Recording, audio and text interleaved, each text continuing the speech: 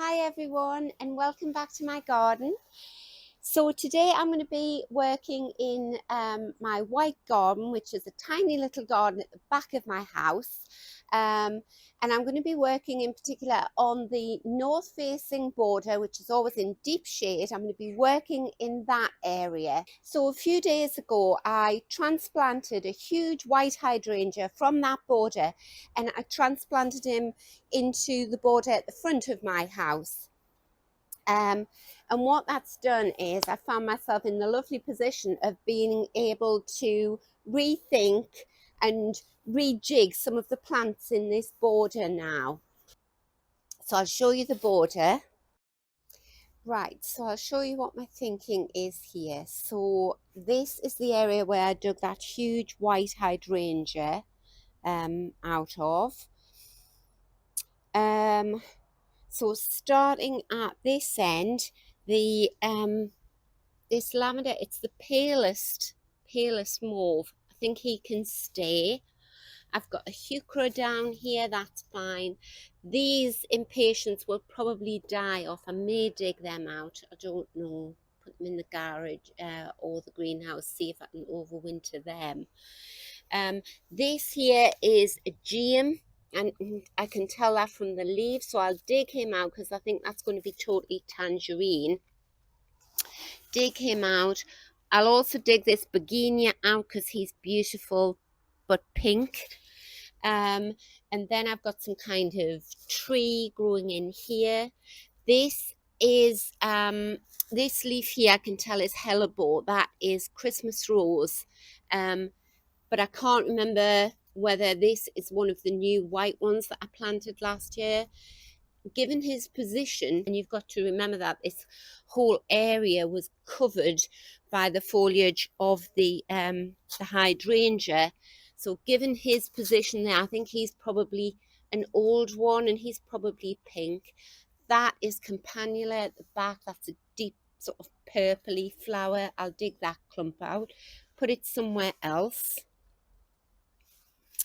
Also here in these sort of tooth-shaped bits of garden here, I've got a nice bit of Pulmonaria there with a little white flower, but he's being swamped again by this geum.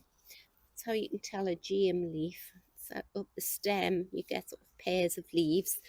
So none of these plants that I'm going to dig out will go to waste. I'll just be popping them in other areas of the garden. That is Hellebore. This will come out because he is a wallflower and I think he's yellow from what I remember. Then we've got a nice patch of Hellebore here. I think he's white. And then we sort of come round to this area here and I see bulbs coming up already. That's amazing. So they're going to be white. This was a new plant here that I bought late summer. So that is a white Michaelmas daisy. And I've just left the heads on there and the stem to show me how, well, most importantly, where he is. Because if I'd planted him and then cut him off at the bottom, I would have completely forgotten where he was or what he was. So he's a lovely big white Aster Michaelmas daisy. This plant here, I've got to be very careful where I stand. This plant here is a shade-loving plant that I was bought for my birthday last year. Disporopsis Pernyi. And he hasn't really grown very tall. He hasn't really done much. So and he is flanked either side by a very tall white Campanula, and then these are white Foxgloves. So I know this looks barren and flat and a bit of a mess, but I know what it will look like next year and it will look gorgeous. So you know what I think I might do, because I've got a fern and then this Michaelmas daisy and lots of Campanula. I might dig this one out here, Disporopsis Pernyi, and plant him there, because this border here is deep shade, always deep shade. It is north facing, whereas I'll come around really slowly so as not to make you nauseous. Over there is east facing, that's the sea, just over that hill there. And then this is south facing, so it gets lots of nice sun here. As you can tell from this monster of a plant, he's loving it there. I know I've got bulbs there, and then I've also got some bulbs coming up here. See, I just put little labels in. I don't even write on them a lot of the time. It just lets me know where there are bulbs. So, and there I've got Allium White Giant in, but I chose not to resist these. So I got these in the sale for £2 a packet the other week, and then they've just been sitting on my windowsill ever since. So I need something that is going to fill up this border and take the place of the hydrangea. So I think that Disporopsis Pernyi in the middle there, and then clumps of these white Narcissus. They're mixed, but they're all white. It does say sun or partial shade, and this is total shade, but we'll see what happens with them. So I've got an old bird bath here, and I'm just going to use this to put all the plants that I dig out in. Right. So there you see I've got some tulip exotic emperor. I know they're white. All the bulbs that I planted in here last year are white. So there I've got a nice lump of GM there.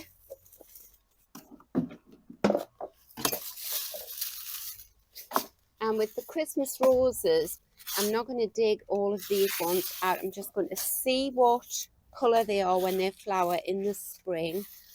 I'm not being too precious about, you know, everything has to be white straight away. I should have been more organised. And oh, I could just look back on the videos, couldn't I, and have a look. See what colour they are.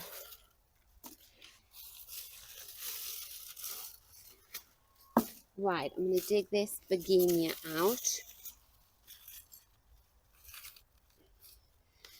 because I really just, I want to open the space up here.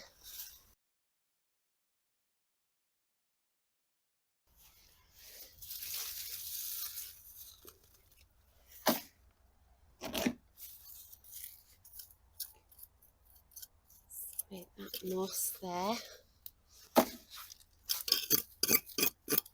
And then try and sort of find the edge of the paving stone. And that will just help the garden to look as big as possible. Right, with Hellebores, you can cut the leaves right back to the base.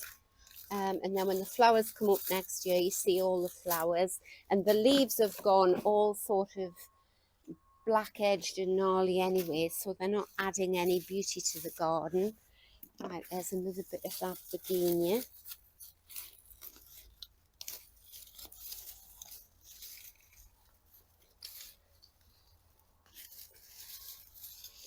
I can always find someone I know who wants a bit of begonia.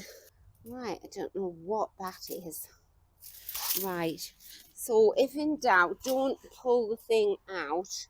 I'm just going to cut him off at the bottom. Right, what have I got here? This is Shasta Daisy. I planted one packet of Shasta Daisy seeds years ago. I've never had to sow another packet, because it just sells seeds around the garden, but it's very, very welcome addition to the garden in the spring. These are the leaves of the Shasta Daisy.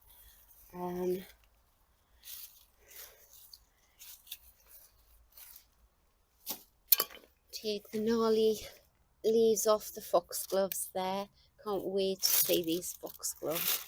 Oops, uncovered a bulb there.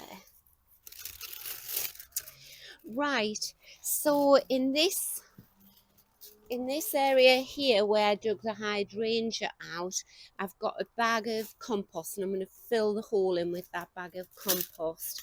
It's spent compost. It was out of a big container last year, but it's perfectly fine. Yes, so this is the it's just an old compost sack that I used there. It was a huge container which broke, so I had to just empty all the things out. Like, it's actually got bulbs in it as well, so it's a lovely compost. So I thought, I'm not throwing that away, so I've just kept it, and it's been sitting on my drive in a sealed bag ever since it was probably about February when I realized the pot had cracked. Now I'm not going to put these bulbs in this garden because I don't know what colour they are. I'll plant them somewhere else. But getting back to this area here, dig out this gem. I love this gem. Totally tangerine. I only ever bought one. I'll put the video to where I dig the gem out of this garden. This garden used to be sort of like just a cottage garden. It was really an area where I used to put all my overspill plants.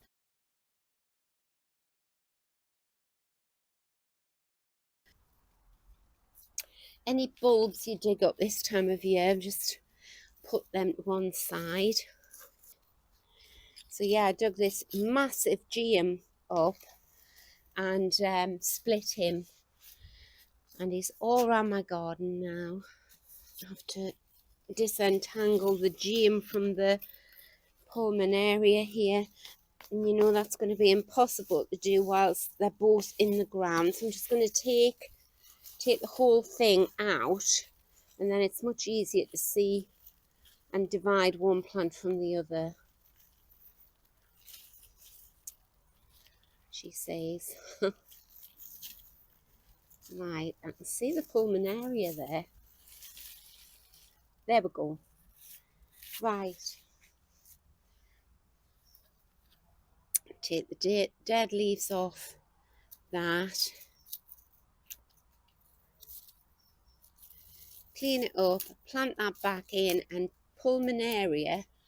I found Pulmonaria and Brunnera are just so forgiving. You can dig them up, move them mid-season, whenever, and they just bounce back.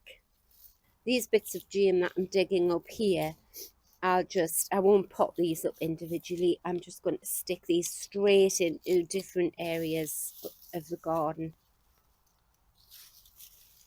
Lovely little plants there. Here, this is a big patch of white primrose, and you can see how congested that is. Actually, I'm going to dig that up now. Again, primroses, they are very forgiving as well, and it does them good to split them up.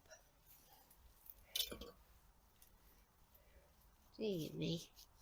Because you want to get the plant with a piece of root as well. You know, I mean, there's even 2 in there.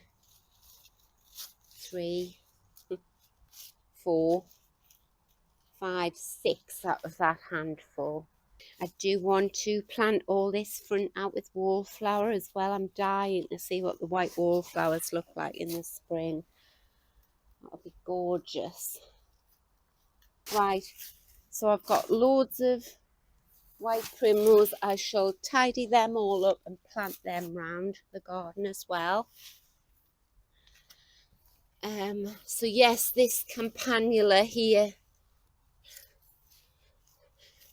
my mother used to have this. She used to call it Star of Bethlehem.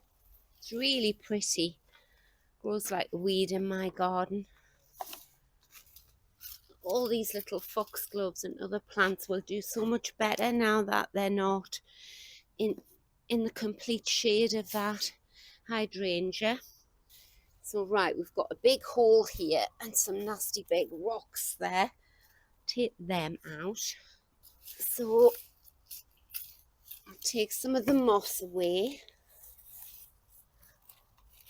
And this plant here, I'm going to take a piece of this lovely variegated foliage for my sister, who actually bought me the plant in the first place years ago. And hers has done nothing and mine took off. So that's it there. I'm going to dig her a big clump of that out and give her that. Right, what have we got here? So this, I'm going to dig this out. I can tell by that foliage that has been a beautiful wallflower, but he is years old, him. I mean, look, very straggly. So he can come out for any new gardeners.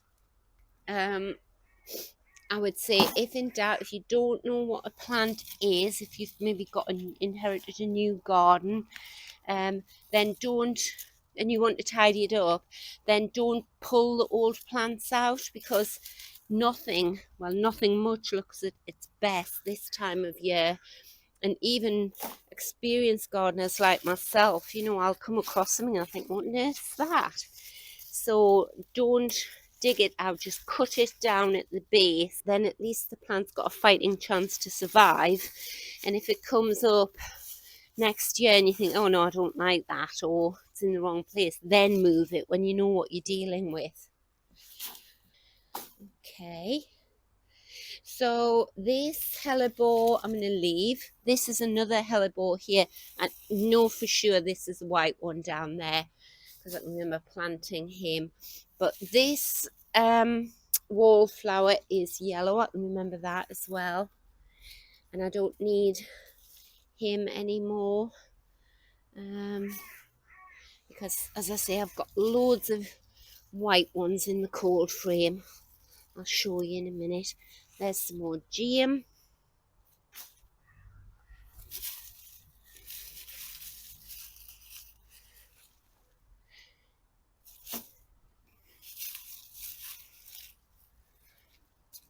And then down here, again, it's a similar story to further along there. So lots of geum, lots of lovely clumps of geum that have self-seeded and grown there. But also a nice big clump of Pulmonaria there. So put a bit more soil back in there for him.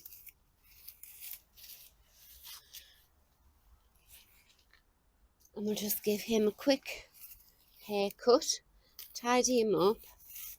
He's not going to do anything else this year, but next spring he'll just take off. And what I find with Pulmonaria is when they get a bit straggly throughout the year, you just give them a haircut as severe as this, and within weeks, 2 weeks, they've all bounced back, put out lovely new foliage.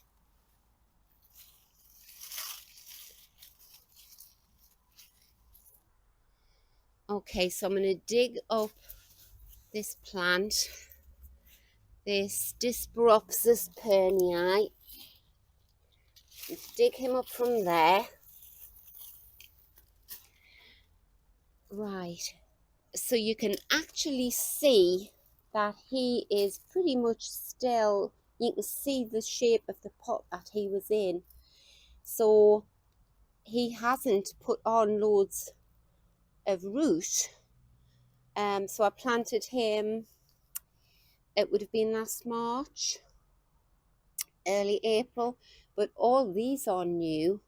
So the way these little bits are growing out the side there tells me that he's going to prefer to spread out, clump out.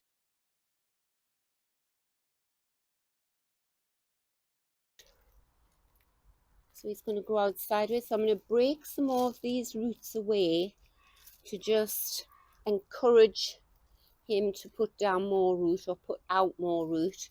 but that hole looks a bit deep, so I'll fill it up with my compost. And I'll put the plant in first, and then I'll plant the narcissus either side. Get rid of any rubbish or obvious weeds or roots that are lying around. Don't want anything to compete. Put him in there.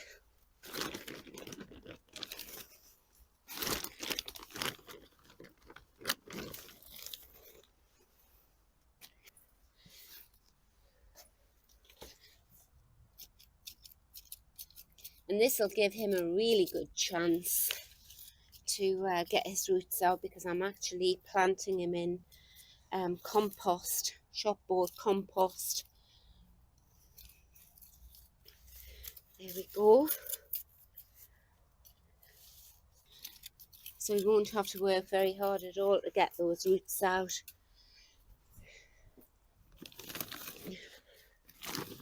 And then once he's in, I'll give him a good watering.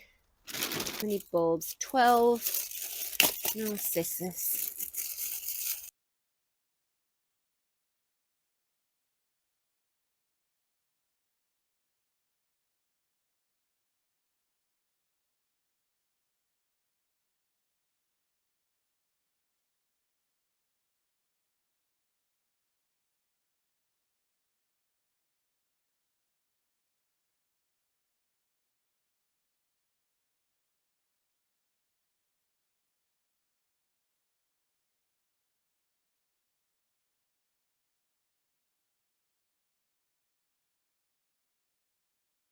And I'm going to put this Pulmonaria here in the corner. There we go. So he's nicely tucked in for the winter. And then over there, that is sweet woodruff there. A beautiful smelling little plant that spreads and gets a little white flower. Right, we'll go and get some wallflowers. So here we are at my cold frame, and all these white wallflowers I've grown from seed. I sowed the seed quite late actually. I didn't get around to sowing the seed until this August. And I'm really delighted with these plants. I nipped the tips out and look how bushy they are. And then a good, I would say 3-4 weeks ago, I took them out of the greenhouse and put them in the cold frame. So they've been hardening off nicely. So I'm going to put ones out that are all more or less the same size. Right, I'll take this tray here. Right, and what I'm going to do here is I'm going to fill all these gaps up with white wallflowers.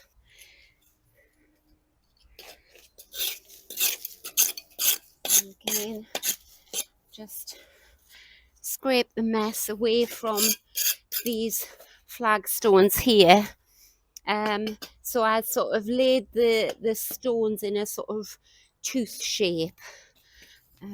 Well, a rugged tooth shape. And with wallflowers, when you first put them in, if you've got plenty, if you've grown them yourself, you really pack them in. And they love growing by the edge of these paving stones, because obviously there's a layer of sort of sand and cement underneath them. And there's something about, I don't know what it is in brick walls or in the cement or the sand or something, that wallflowers love. They've got a lovely root system. So I'm planting them quite close together. Oops, I think I'm just digging up one of my bulbs that I've just planted there. I'll put the bulbs further back, because what I want the white wallflowers to spill forward.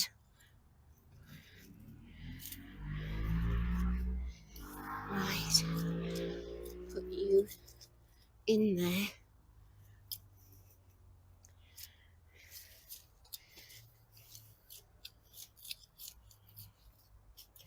If you didn't have as many wallflowers as this, you'd pop one or two in, and over the years they would bush out. Some people treat their wallflowers just as annuals, so they will dig them all out when they're finished next year. But I find actually they just get better and better and more flowers for at least the following 2 years. And then what happens is the plant is sort of, as it ages, you'll start getting fewer flowers and more greenery, and then you know it's time to dig it out. So for instance, that one there, you know, it doesn't look good, far too much stem, because that has been growing up through the hydrangea.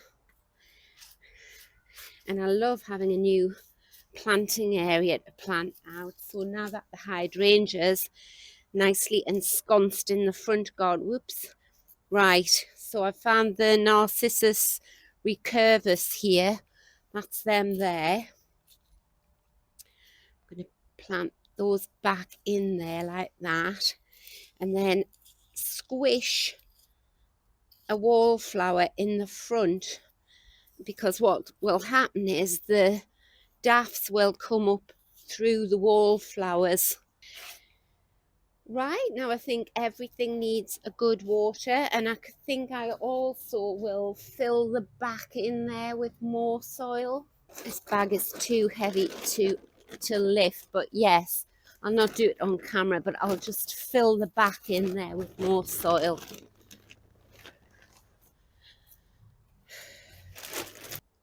So there we go. It may not look like much now, but next year, next spring, this is going to look gorgeous, because that is all planted out. It's full of bulbs and foxgloves and all sorts of things that are going to poke up through the soil next year. So there we go. I'm delighted with this border now, and I can stop thinking about those bulbs lying in the packet on the windowsill. So everything's in. Yes, it looks quite bare and flat, but you know, that is the nature of most gardens in the winter. It needs to rest, just as we like to sort of hunker down in the winter months. And I can just leave it up to nature now. The bulbs will start growing roots, and then next spring, this border will burst into life, and then I can start filling in gaps with all of those annual plants that I was talking about, the white honesty and everything. So yes, I'm very excited about this border. So I hope you're enjoying your garden, whether you're working in it or just looking at it and enjoying it. And I'll see you next time. Bye.